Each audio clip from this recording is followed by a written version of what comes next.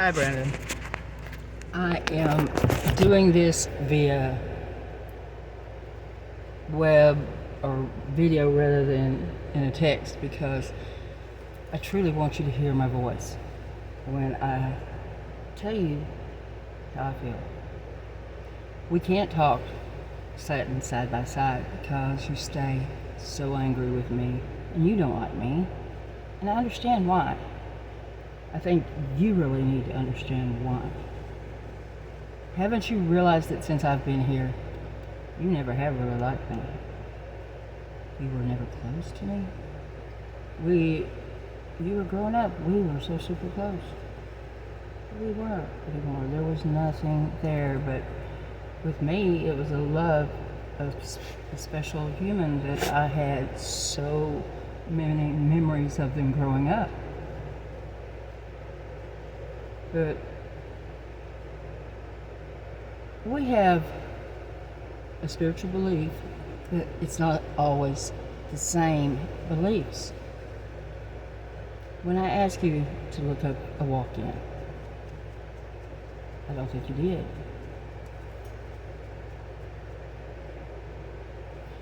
You see, a walk-in comes into someone's body, soul space, whatever, when that person has really lost the will to live, but there's still health left in the body. It is a form of choosing spiritual euthanasia versus... So if you're not going to be happy in a spot and there's a spirit out there that really wants that spot and that chance again, it's an easy contract. You internally pass, your spirit goes. The walk-in walks in, has your memories, has your friends around you, but they're not exactly you. Most of the time they are of an old energy that has been reborn over and over and over, and they get tired of being reborn. They want to walk into growth, a grown body. They want to experience life without having to go through all the challenges of the infancy.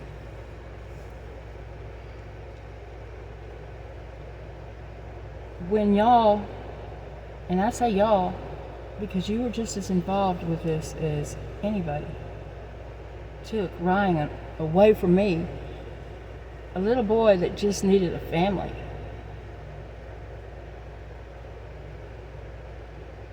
And you started it with that DNA shit. That's why Krista had the right to come take him. I mean, I wasn't charging you child support. I wasn't making you do anything for Ryan. I did everything for him for all those years. I loved him. He kept me alive. He was all I had. Y'all were grown and married. And when she came and took him, because y'all allowed it, you killed me. I started dying right then. I had to leave because I was dying and I didn't want y'all to watch me die.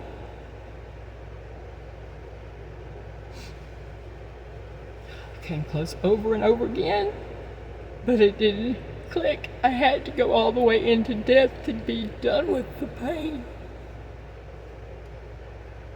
The pain of losing all I had in that little boy. That little boy that could have been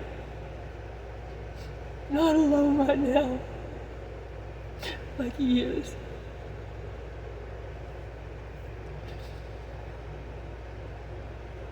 And I went away to die. I kept praying to die. Just wanted to die. There was nothing holding me on this earth anymore. You see, I'm reliving her pain, her loss, and I don't like that. I like to stay loving from above, not so intertwined in someone's heart. When you talk about your little girl child, you signed those papers. It was your responsibility. When I took that baby boy child out of your arms, I didn't even sign because I knew it was my responsibility, not yours. I needed to give back. But you and Elise were so jealous of that little boy. How can you be jealous of a child? A little child that just needed love. How? So when I went to Alaska with Amanda, I knew she was going to be okay. She had a great man in her life and she was going to be okay. I could leave. I could go die alone like I'd planned in the first place. She was in a safe spot. You know, old dogs do that. They walk away to die. When I got to Las Vegas, and I was working all the time, and it was filling a lot of the need, I made myself get well. The lupus just fucking started going away. My only out was going away. I knew I couldn't take my own life because I've tried and it didn't work. So when the Ludwig came in and I strangled to death and I was dead for 12 minutes, I was finally gone. I was finally released.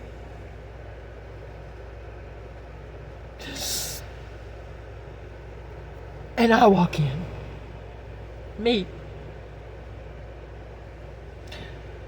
Thinking that I got it all together. I can figure out this family stuff. None of my lifetimes have I ever experienced the pain I have this time. No wonder people give up. Because once your children are dismantling around you, you can't take it. I knew. I didn't stay in contact all that time. Not because I didn't love you. Couldn't get near you. And you see, I'm not the same mother you knew. I'm not her.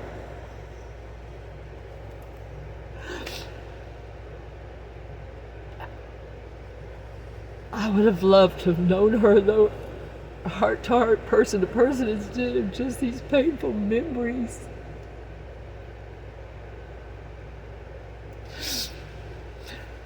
The reason we don't get along, the reason I did hold my mouth shut, I tried so much all the time I was here. But I finally just couldn't take the emotional abuse anymore of the hate.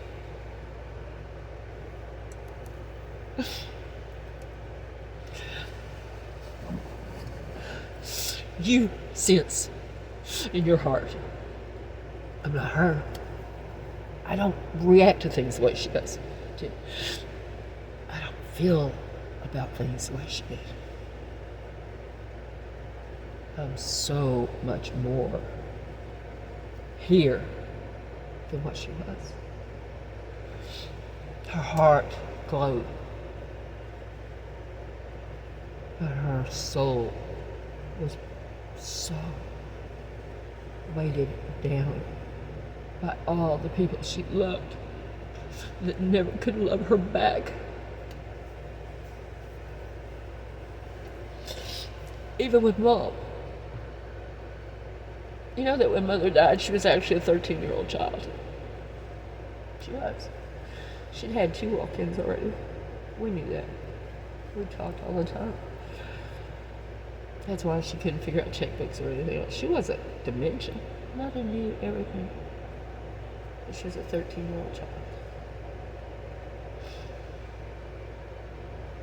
And she will forever been that child. Because we get when we come in, when we walk in. Our soul is the age of who, our emotional growth is at the age we were before. I was 33 years old, about to be 34. I have been many times in many lifetimes, but the one that is mainly me.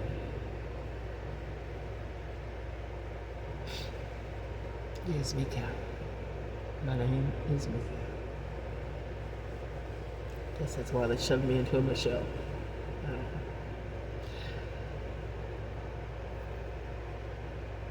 I'm sorry, and I just saw that go away. I'm sorry. I don't hate. I don't do any of that like you think I do. But let me explain something about what's going on here. When you were talking about your boss being shit on because that she's giving that girl a place to live, and that girl's letting that freeloader live there. What you do, not to what you do to the woman you thought was Carla, is so much more. If at any time Jeremy had even thought someone had kicked me, he would have beat their fucking head into a toilet at the damn jail. Even thought it. I used to be so fucking worried that with the Cain and Abel story, that Jeremy was my Cain, but he wasn't. When you kept pretty much wishing that your embarrassing brother wasn't around, he sensed it, he knew it. He knew that he was a pain in my ass all the time and a burden. He knew it.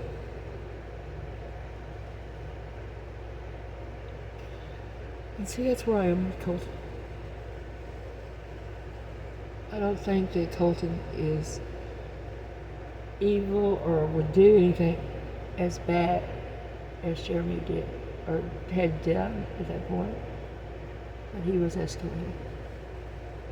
He kicked me in the back. And this is another thing.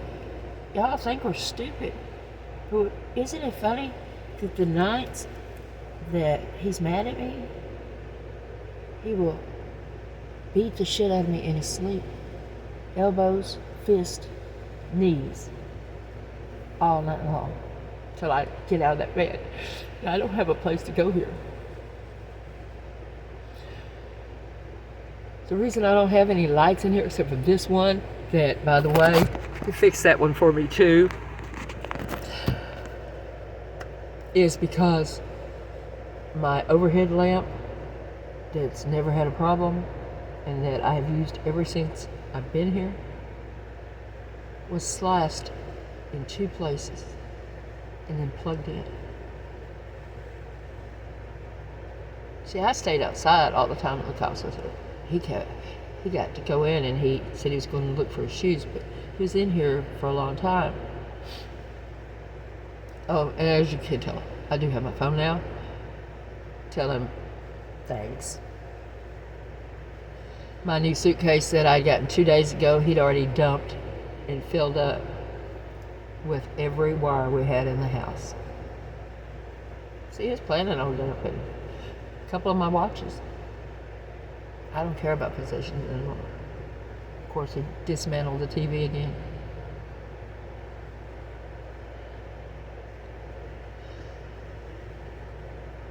I finally figured it out. It's not, he didn't have me around his family all that time. Not because he was embarrassed by me. He was scared they were going to tell me about his place.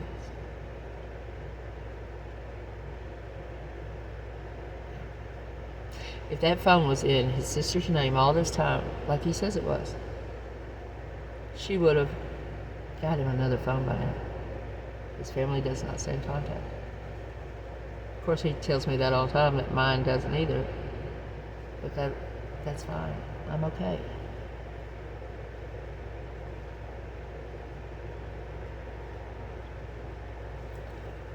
He had my suitcase packed with his shit. All the lights in the house are either broken or cut or not here. I had to go borrow a flashlight from my neighbor to find all this.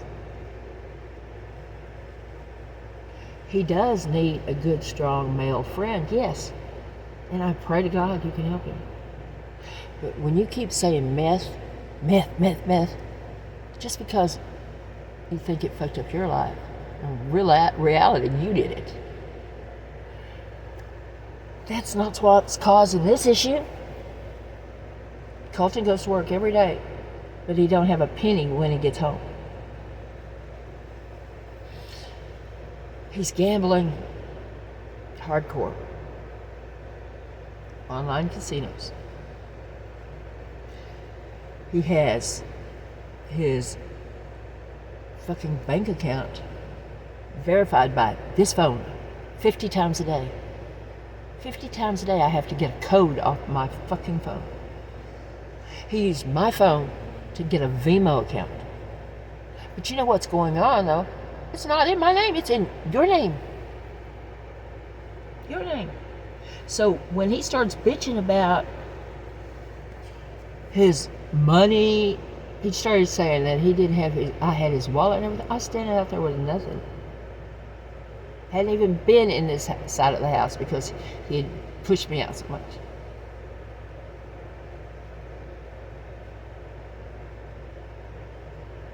And a man that has time to do all that other shit that he did today, why didn't he have time to get his phone? You tell me. 16 times he told me today how stupid I was. But I hear it every day that I'm stupid. I'm not stupid. He called me a fat ass. He rubs it into everybody how bad you hate me. And that's okay. You can hate me all you want to. I will still love you because I owe it to Carla. That's part of the agreement. Never do harm to the loved ones that's left behind. I'm not even supposed to be saying this shit.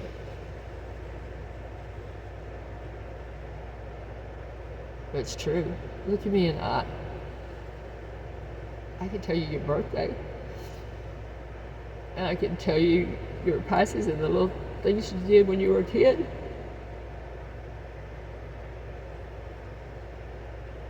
But Carla would have wrapped you in her arms every chance she got to try to take the pain away. And with me,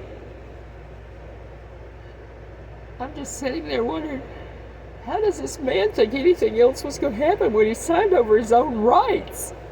And be mad at me, I don't care. You signed over your rights like Jeremy did Jeannie.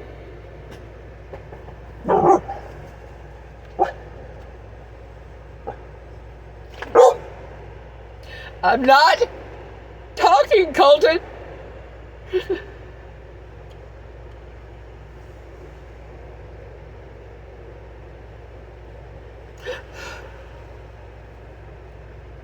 couldn't keep him away from me for a while?